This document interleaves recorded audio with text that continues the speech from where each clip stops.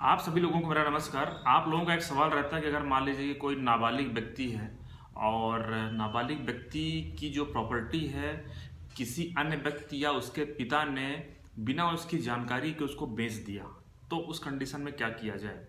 तो साथियों, इस संदर्भ में मैं आपको कानून के माध्यम से बताना चाहता हूँ कि इस संदर्भ में जो कानून लागू होता है वो है Hindu adoption and maintenance act 1956 की धारा 8। धारा 8 के प्रावधान के अनुसार कोई भी व्यक्ति जो संरक्षक है या मान लीजिए पिता है, एग्जाम्पल के लिए मैं आपको बताऊं, मान लीजिए कि कोई प्रॉपर्टी है जिसमें बेटे का और पिता का दोनों का नाम है। बेटे की जो उम्र है वो है 15 वर्ष, पिता की जो उम्र है, पिता की उम्र ज़्यादा है, तो पिता उस प्रॉपर्टी को केवल तभी बेच सकता है बेटे के हिस्से को जबकि वो न्यायालय से परमिशन उसको मिल जाए। अगर वो न्यायालय की बिना परमिशन के अपने बेटे के नाम की प्रॉपर्टी को बेच देता है तो बेटे के पास ये अधिकार है कि वो उस रजिस्ट्री को कैंसिल करा सकता है जो उसके पिता ने उसके नाम की बेची थी।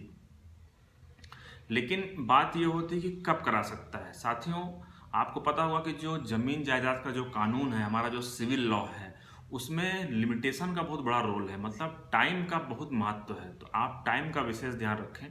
साथियों, ये जो टाइम होता है ये टाइम होता है कि या तो जब आप 18 साल के हो जाएं तो आप उसको कैंसिल कराने के लिए केस फाइल कर सकते हैं। मान लीजिए अभी आपकी उम्र 12 वर्ष है, तो जब आप 6 साल बाद जब 18 वर्ष के होंगे तब आप केस फाइल कर दीजिए। या तो फिर जब भी रजिस्ट्री की गई है उसके 3 साल के अंदर। तो इस प्रकार से साथियों, आप जो ये नियम के अंतर्गत जो आपको टाइम बताया गया है उस टाइम का विशेष ध्यान रखें। और अगर कोई भी ऐसी प्रॉपर्टी है जो कि नाबालिग की प्रॉपर्टी को संरक्षक की हैसियत से बेचा जा रहा है, तो उसमें अगर उसे कोर्ट से परमिशन नहीं ली गई है तो उस रजिस्ट्री को बहुत आसानी से आप उसको चैलेंज कर सकते हैं और उसको आप निरस्त करा सकते हैं। धन्यवाद।